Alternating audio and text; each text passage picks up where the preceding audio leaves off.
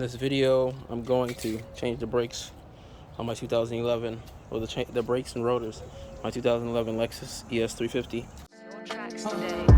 Stage dive, man, I got a lot of shit that's on my mind. Trying to find the perfect way. When you get brakes, you got to clean off the protective layer that they have on the brakes. So just spray it down with some brake cleaner. Let's get to it. I'm going to use a 22 millimeter to break these bolts. You can use a breaker bar or one of these drills. Actually, I would use a breaker bar.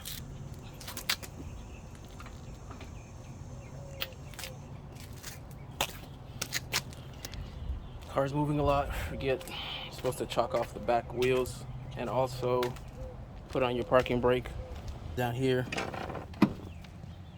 Chalk off the black wheel or wheels.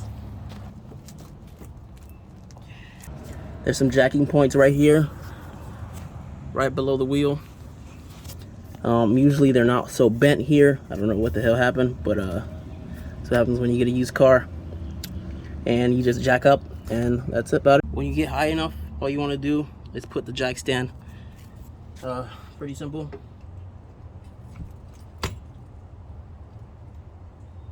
Extra measure, you want to leave the jack stand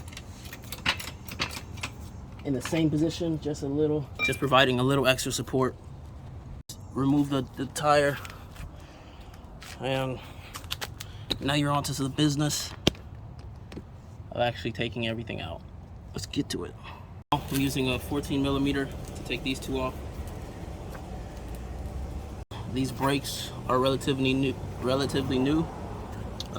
which sucks that I have to change them, but I think the caliper seized and the rotor's kind of morphed, so I gotta change it, sadly.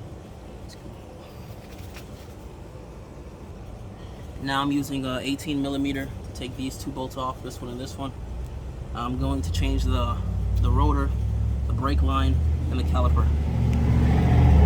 That was honestly scary easy. It's kind of weird how easy that was. Caliper here on the joint, and I don't know if you can see that, but all I did, I just hung the caliper up there, and now we are back to taking off the last bolt here before we take off the rotor.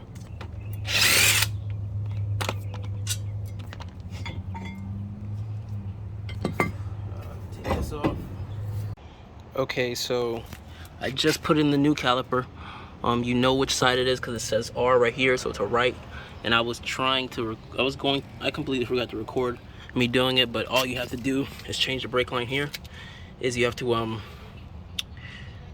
just screw in the brake line, that's about it. And yeah, now I was trying to change the brake line, but I don't know how to remove that clip right there, or I don't know how to do it. Searched it up, couldn't really find it, so I'm gonna let my mechanic do it because the sun's coming down, and yeah, I kind of want to do the other side, but yeah, now all we have to do, put the rotor on.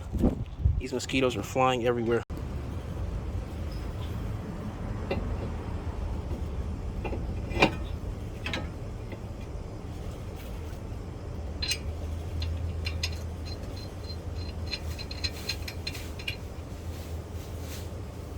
You want to put a nut on the bottom so it can stay stable. Now you want to begin to start putting your caliper bracket back. I also forgot to mention on the caliper bracket, which is the thing the caliper attaches to, you want to check these little spongy things here. They are specific to the actual slot, so make sure you don't get them mixed up, and you just want to lubricate them. I'm using this brake packet here that I bought from AutoZone, like a couple bucks, like $2, and that's what you want to lube it with. It's very easy, and it helps with braking. So I would do it if I was you. I'm not even sure if mechanics do this at their shop, so That's why I like working on my own car, because I get to do everything, you get me? To the point that I can. They are supposed to be moving like that, so make sure it moves, because mine was not. So this is the old brakes, it's the new brakes. I'm just gonna use the old braking hardware, which is this thing right here, on the new ones, because they didn't come with any braking hardware on my old ones, so we'll be using the new ones. I'll be using anti-seize or some lubricant to just lube up the, I'll just show you the process. Okay, I just put the brakes in here. Just gotta wiggle them around, put them in. I put some anti-seize in the back here, on the back, right here, and right here.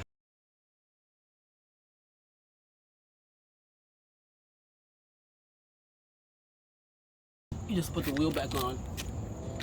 Pretty sure here. Like double checking everything, okay.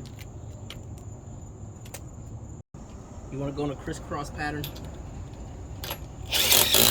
Wheel back on, and that's basically it. I'm gonna have to do the other side, so fun, and the sun is down.